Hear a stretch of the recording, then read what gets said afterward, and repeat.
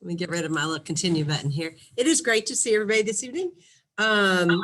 Allison, for your information, we have some people joining us that I see on the screen that are going to be sworn in tomorrow. So we have some brand new CASAs and some of our most experienced CASAs on here as well. So we've got a wide range. I'm sure Alana will take that in consideration in the breakout groups and we'll get a mixture of experience there.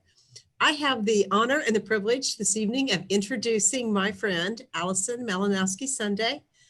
Several of you may know Alison from her work in the community and the numerous awards she has won, so many awards, for the pioneering work and the so important critical work that she's done around domestic violence and substance use disorders in our community. So Alison retired from Lafayette House after 35 years in June.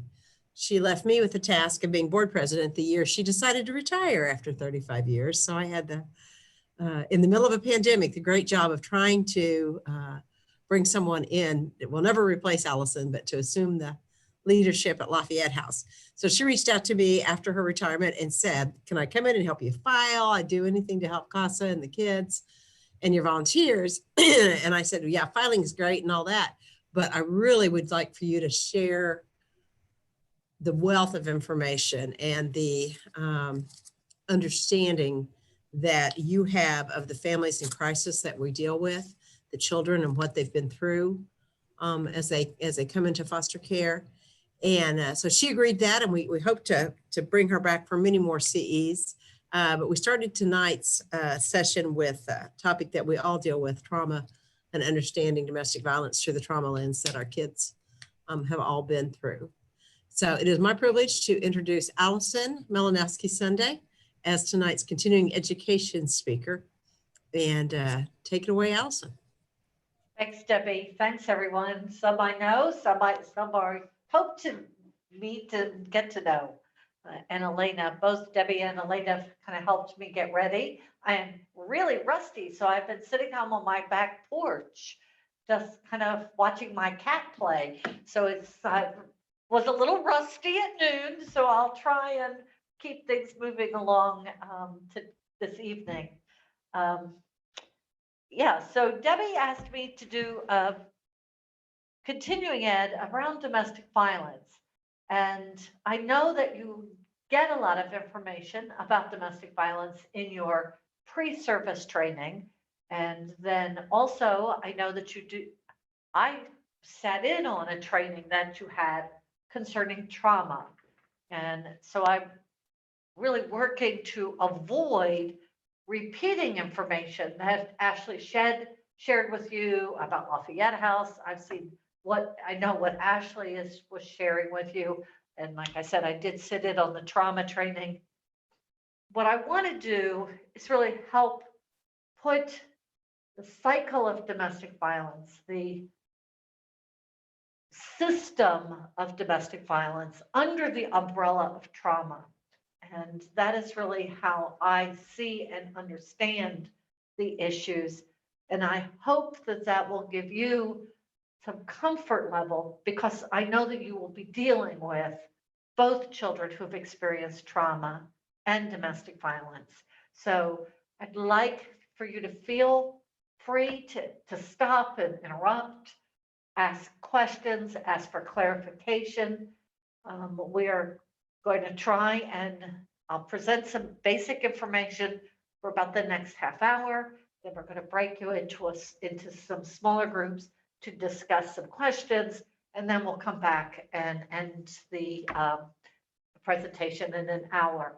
Elena is going to send you copies of the PowerPoint, and also we have I did a handout on a method for communicating with victims of domestic violence.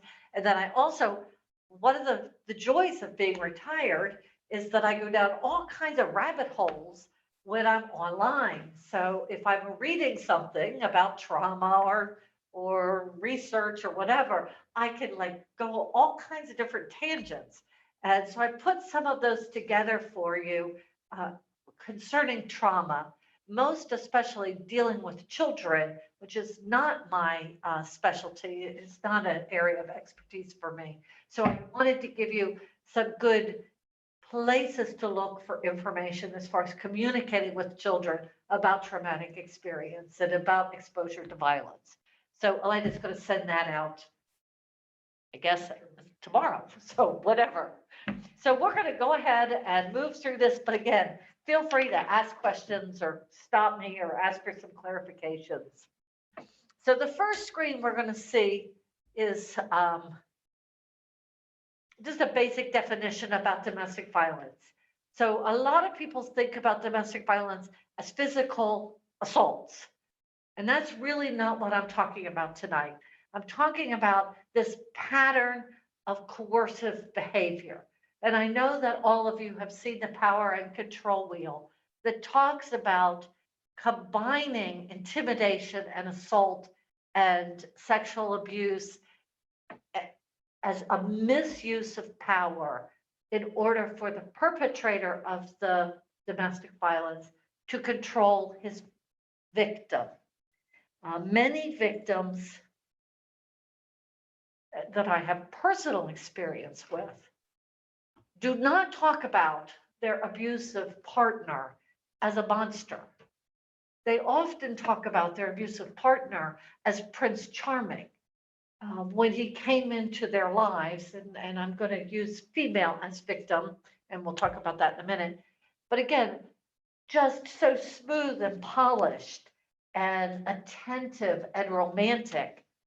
And then there's coercive behavior. And if we go to the next slide, this just identifies some of the controlling tactics involved in a domestic violence situation. So isolating the victim, threatening behaviors around the children, sexual violence, psychological abuse, attacking property and pets.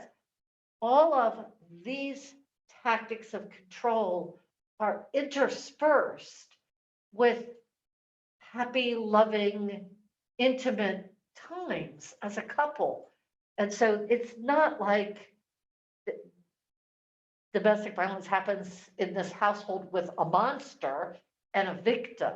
It's a relationship that goes terribly awry because one partner believes it is their right to control the other partner for whatever, using whatever tactics necessary. I like to think about the tactics of control in language that we've started using a lot now with pedophiles is about their grooming behavior. The pedophiles often groom the next victim. That is very similar to what happens in domestic violence. So the one partner who starts out so sweet and romantic and Prince Charming-like starts using tactics of control to groom their victims. And the levels of control, the levels of violence, the levels of abuse escalate as that grooming behavior continues. So while physical assault is part of that, very often that comes later in the cycles. That is rarely where an abusive relationship starts. It really starts with the isolation. We were talking after the first session this afternoon. One of the things is young girls, young teenage girls are often very susceptible to these abusive partners because they view some of the controlling behavior as this romantic behavior. Oh, he loves me so much, he notices everything I wear, and he notices when I change my hair or what my fingernails look like. And a young girl views that in a way she's flattered by that attention and feels that that's showing, the abuser is showing her how much they care for her. But of course, really, in reality, it's that person is trying to control her and what she wears and what her nails look like. Oh, I've caught myself in my notebook here. Well, before I'm now attached. So one of the reasons that I use the female pronouns is, we could go to the next one, it is that the majority of victims of domestic violence are women. So according to the FBI, 1 in 4 women and 1 in 10 men will have experienced sexual assault, physical violence, or stalking by an intimate partner. And I think the women are twice as likely as men to experience severe physical violence by an intimate partner. But in fact, domestic violence does affect individuals in every community, regardless of age, economic status, sexual orientation, gender, race, religion, or nationality.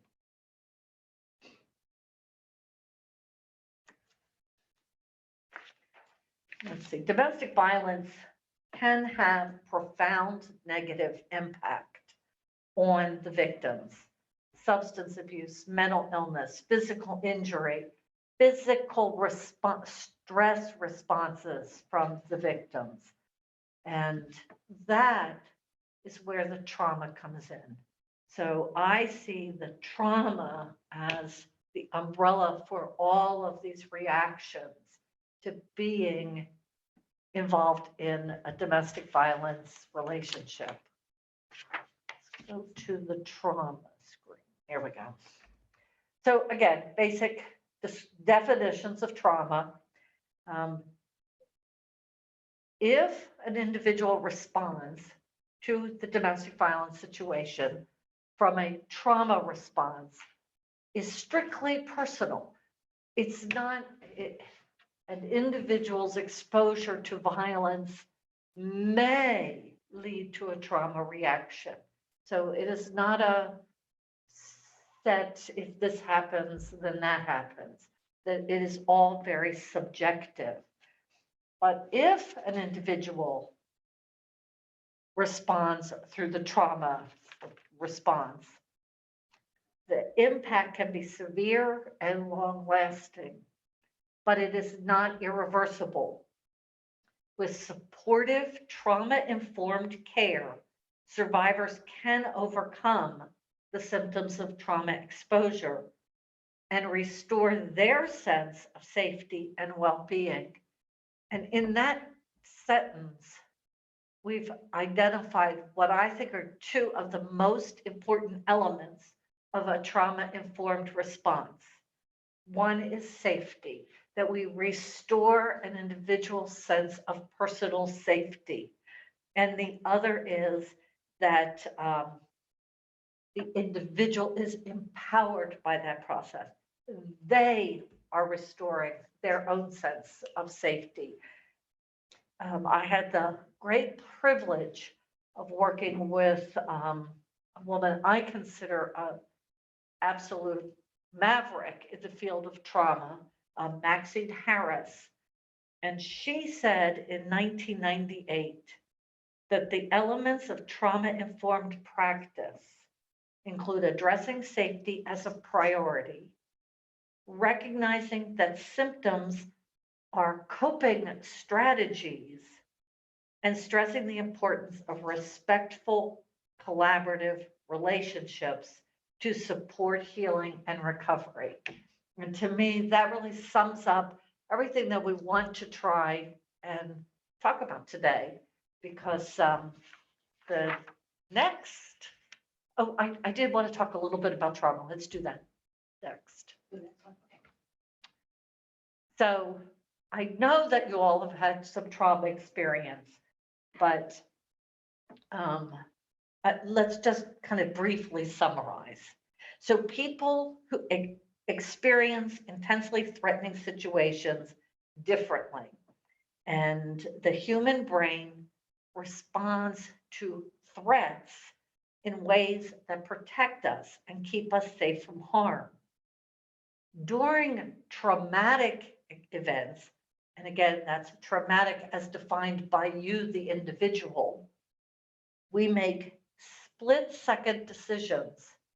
And when I say we, I'm talking about the alligator we, the reptile we, the reptilian part of our brain makes spontaneous decisions about how you react to that threat, that perceived threat. And we used to talk about two ways, fight or flight. The reptilian response was you run away or you fight like hell because you're just trying to survive the situation. The brain does not stop and say, well, if I fight, what happens then?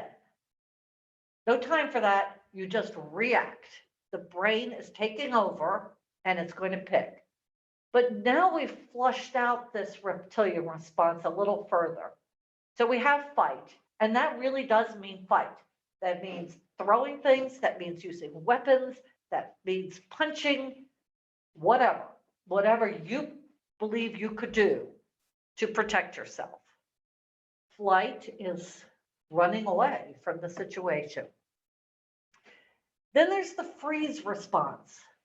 And this one is really difficult for the victims to describe because they become numb. They freeze up. I'm trying to find my little definition. I wrote out some of the behaviors, but numbness is frequently the description. I couldn't think. I just stood there.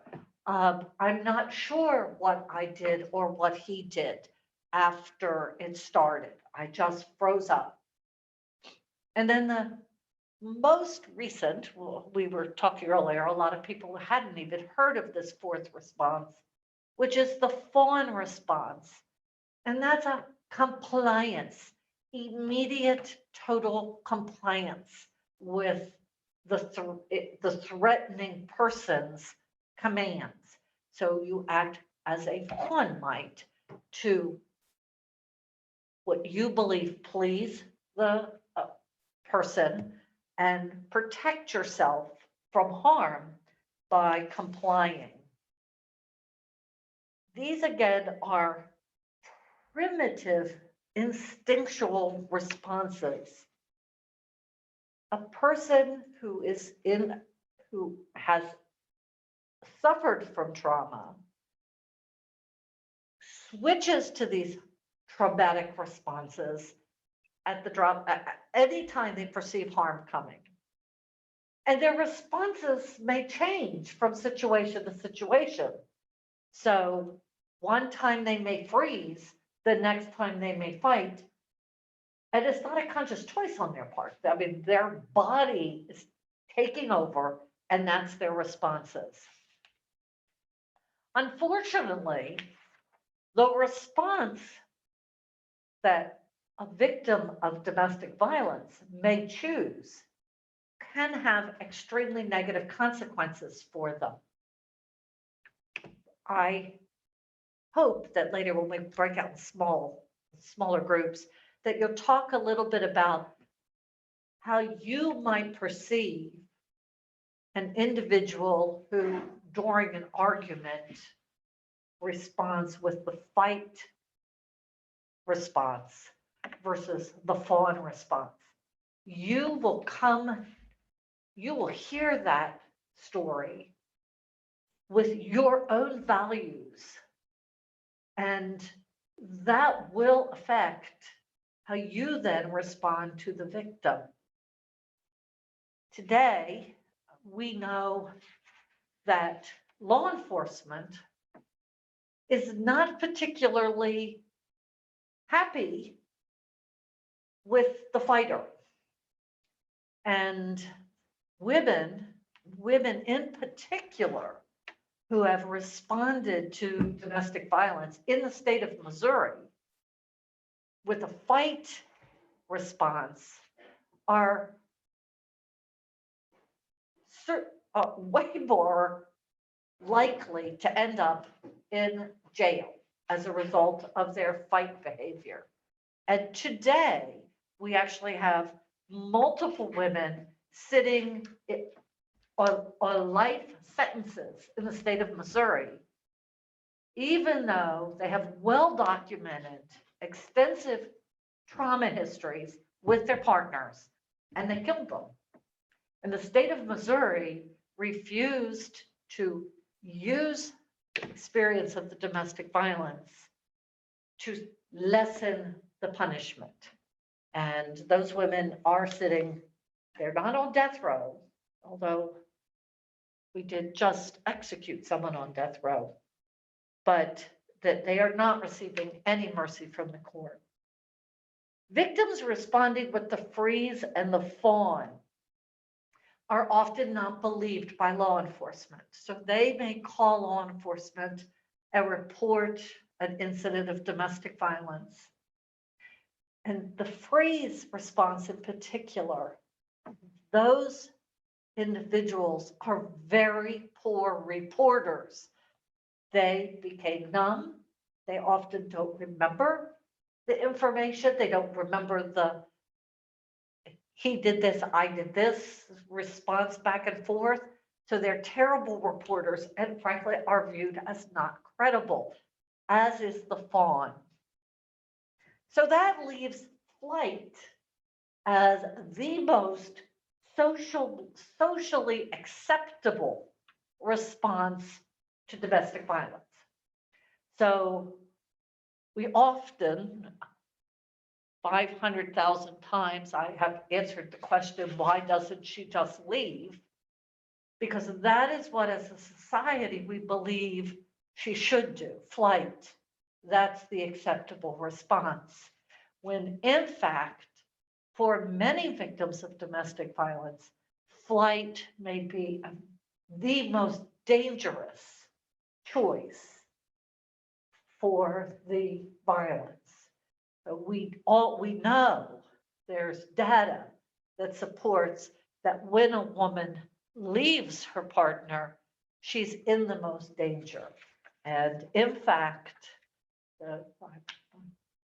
my one and only homicide, which was a woman that we worked with at Lafayette House in the 80s from Newton County, horrible, horrible, violent relationship. She stayed in shelter a long time, maybe 8 months, but finally she had left many times and returned, but this time she was determined she would not return to that relationship. She got a job, she got custody of her children, and on the day that she got her divorce, her partner shot and killed her on the Newton County steps. And none of us were really surprised. Horrified, but not surprised. So flight has its dangers as well. Let's go to the next to talk about the impact on children. Zipping right along, aren't I? Mm-hmm. But that's good because I got 5 minutes. So children who witness domestic violence may also experience trauma. And again, they may or may not. And we had an interesting discussion this at noon today. Someone was talking about a child, one of the Casas was talking about a child that they were working with whose parents, who was witnessing domestic violence.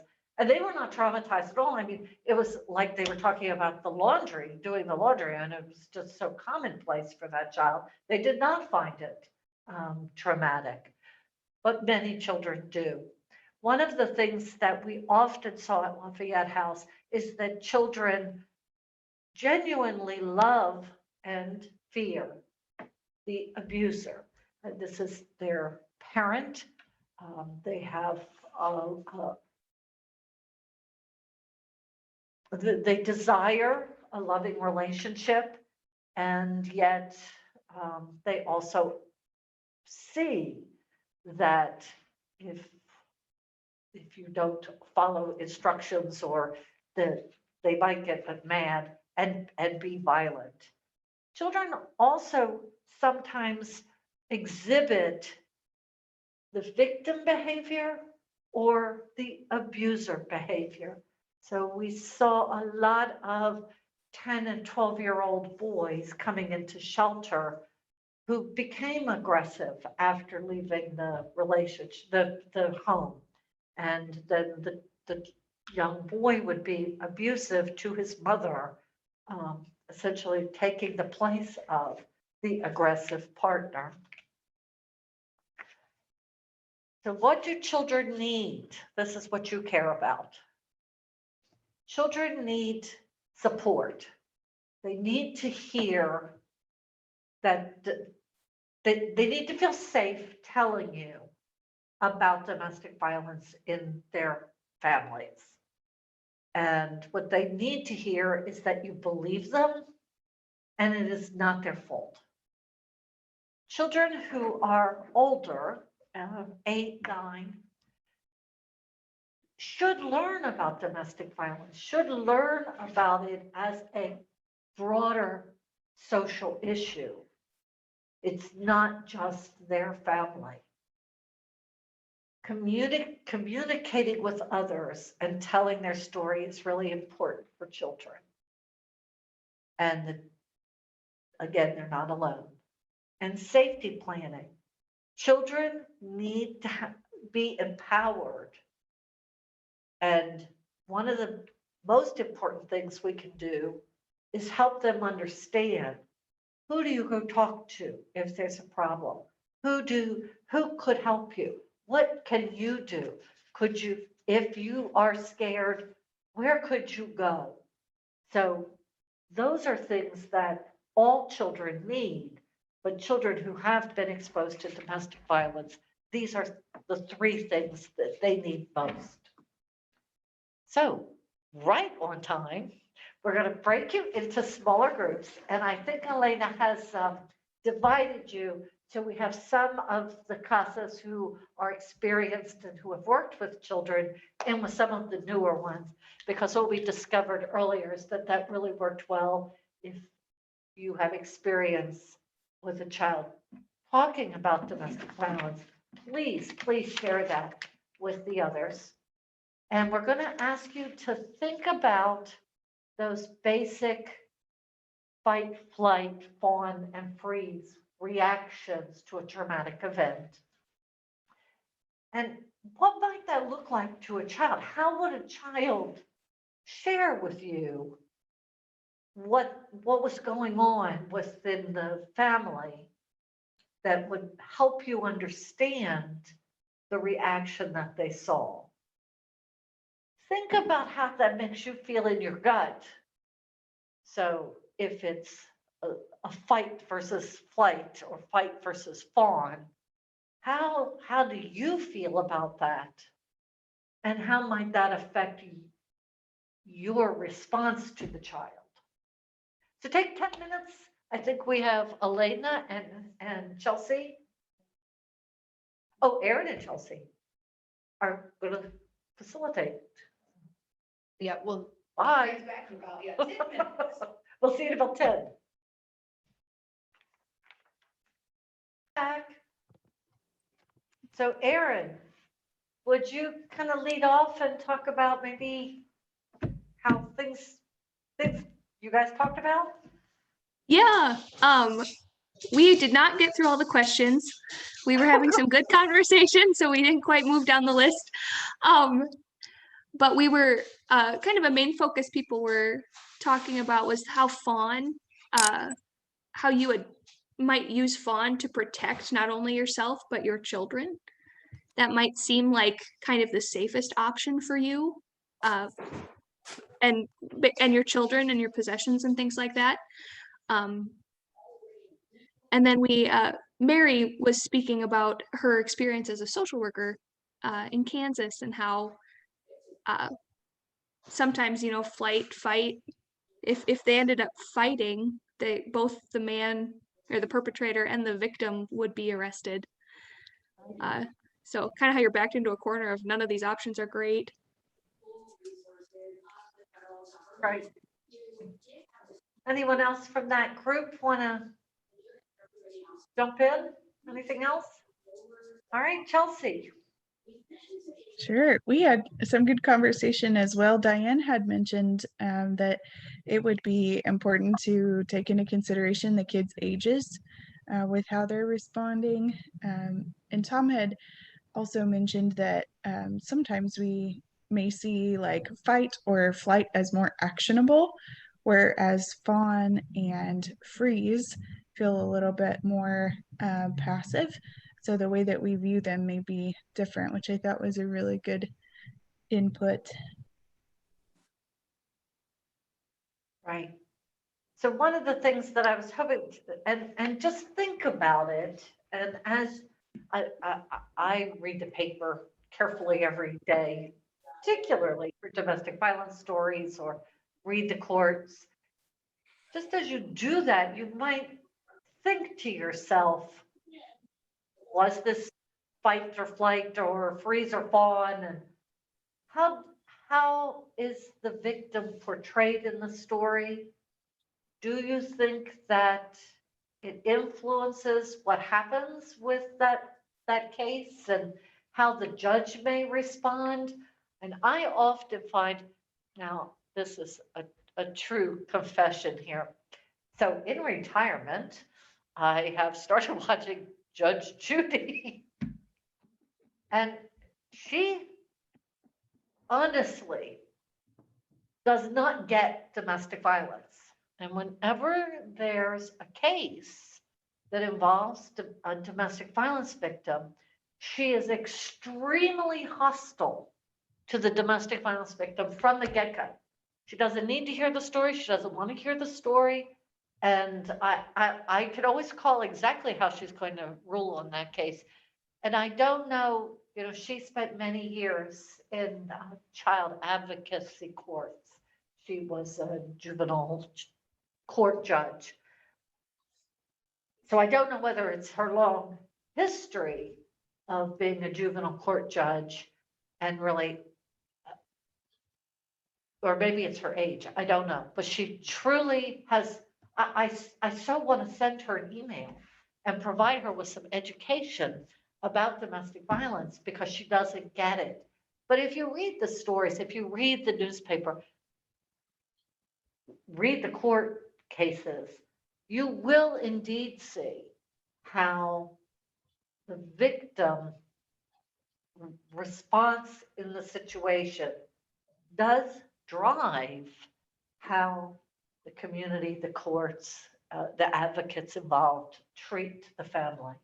So, and I think it's an important place of awareness for you as an advocate to kind of work through for yourself so that when a child describes, did anyone have specific domestic violence reporting in this session?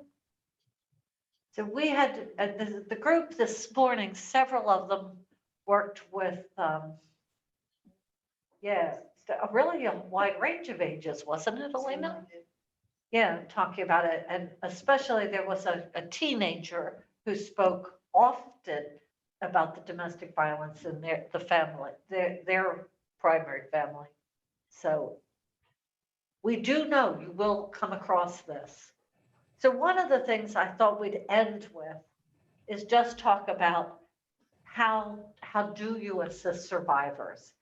And there's a group out of Wisconsin called Praxis, and they've been writing the manuals or working with victims of domestic violence for literally 30 years. And I think this life process is theirs. And I like it because it's very simple to remember. L is for listen and provide a safe place to talk and let them tell their story.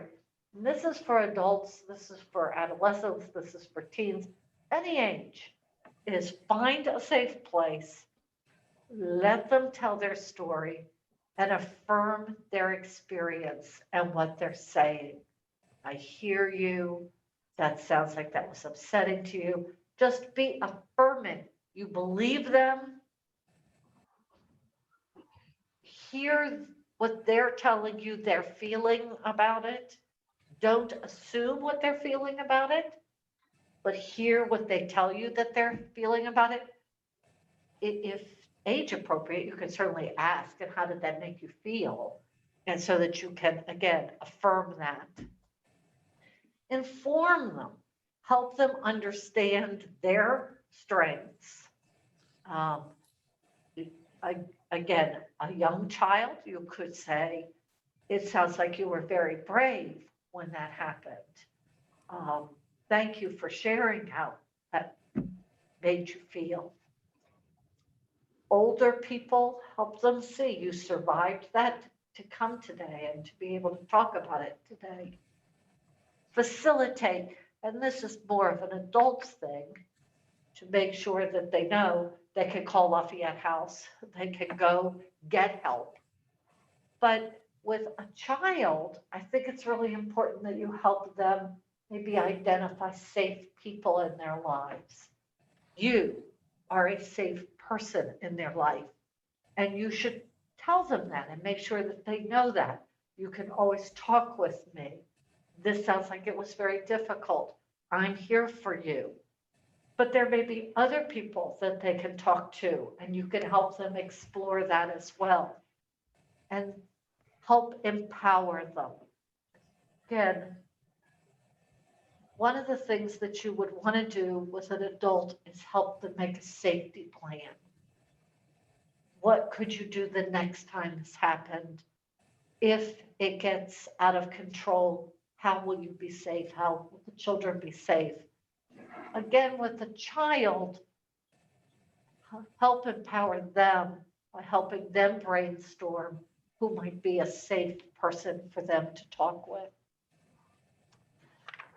And that's all I've got. So you've got a handout that's going to give you this life process with more details that we just went over. And that I've got the also other websites to go explore. And again, I did pick out a whole section of trauma-related resources that were education-based, because they really talk about children and how best to talk. So how about questions? Debbie, Elena? Got time for questions. So if there's anything that y'all want to ask Allison, please do so while we've got her here. I have a quick one, Allison. When you are hearing their story, whether they're playing it out for you or whether they're older and talking, you're not supposed to interrupt. Am I correct? Or you just let them tell you and you save all your questions for the end? Right. Is that the technique? Or usually it's try to be affirming. If you don't understand something, ask for clarification. But again, you're not investigating. You are hearing someone tell their story to you. And so I like hearing you. It sounds like, gee, that sounds like you were very afraid. How brave of you to have thought to go to your bedroom and whatever. Just some broken recording things. And I hear you, Christy. With children, it's very effective to just repeat back to the child what they've just said to you. Whatever it is they said, you say it right back at them, so that they know you're on track with them. Okay.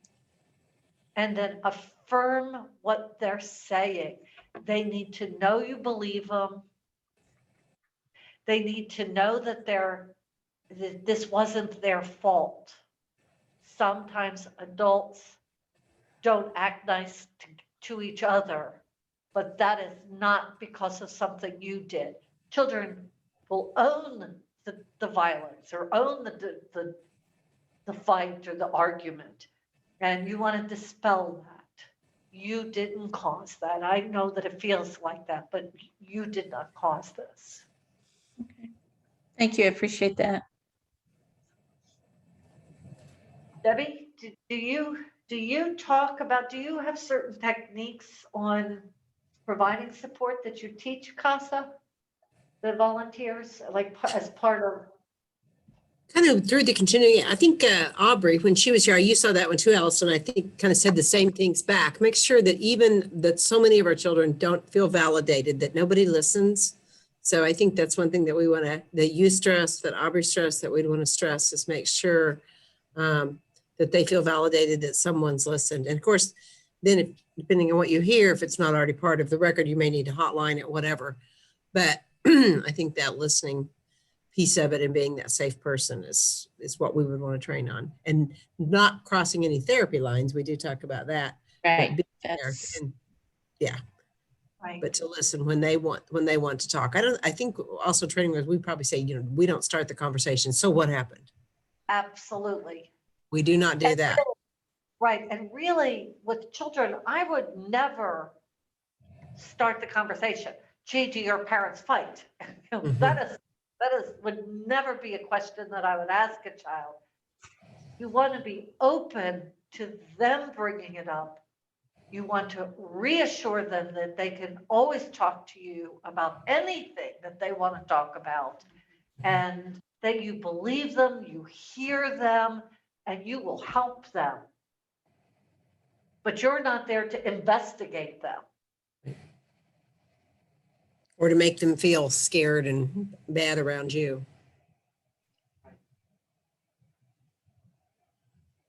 Anything else?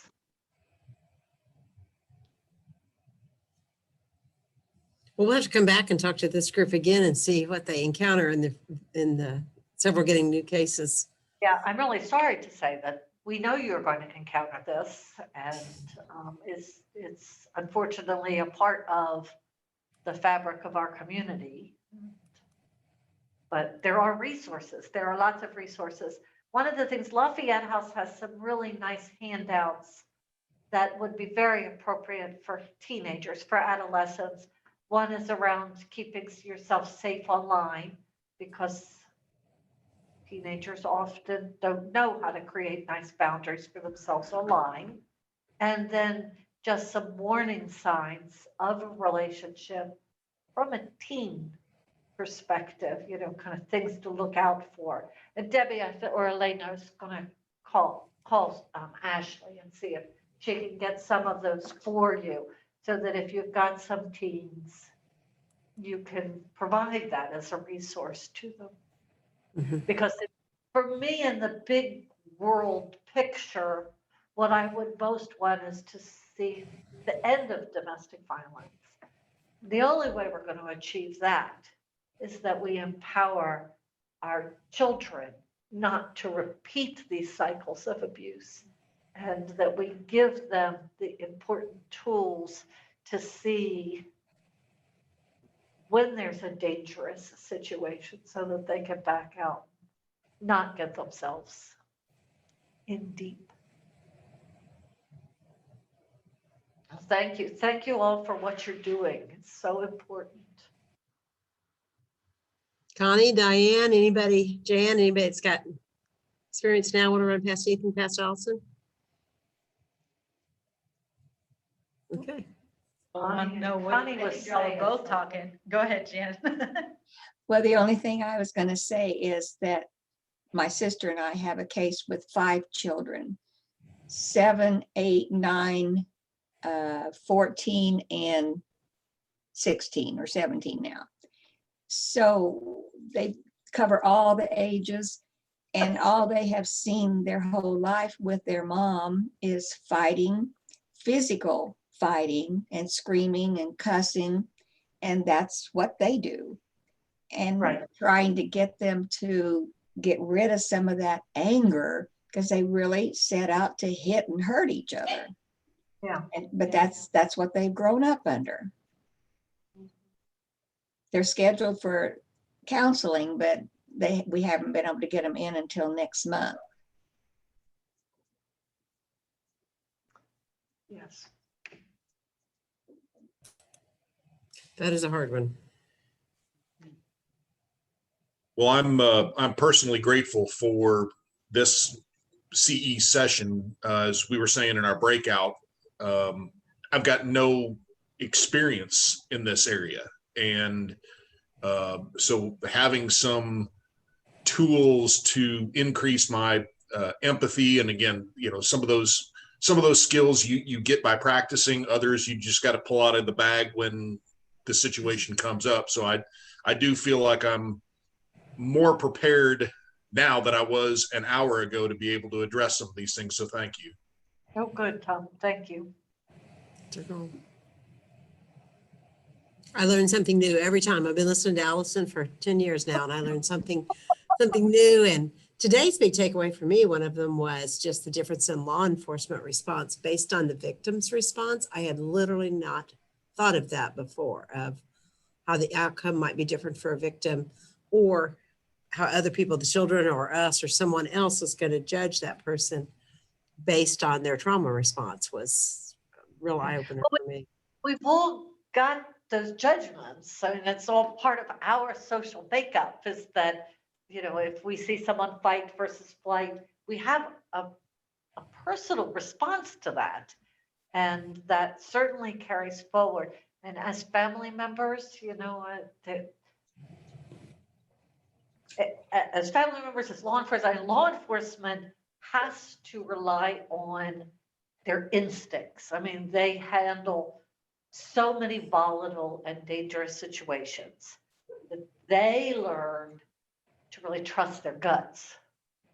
But sometimes, particularly within trauma responses, their guts are wrong. So the fawn in particular looks totally like a participating partner in this behavior. So from a law enforcement perspective, it's just so easy for them to call that wrong. And we just have to understand that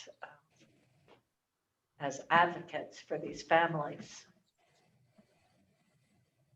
Well, again, thank you all for joining us this evening. Elena, I think, is going to get with you about that. We moved the time back a little bit. I think they've been doing these evening sessions right at 5. And so we decided to try a 5:30 to see, and she's going to ask you all to provide input. Which you prefer? Right. Well, Debbie, you call me and I'll come do data entry for you. She's going to file and do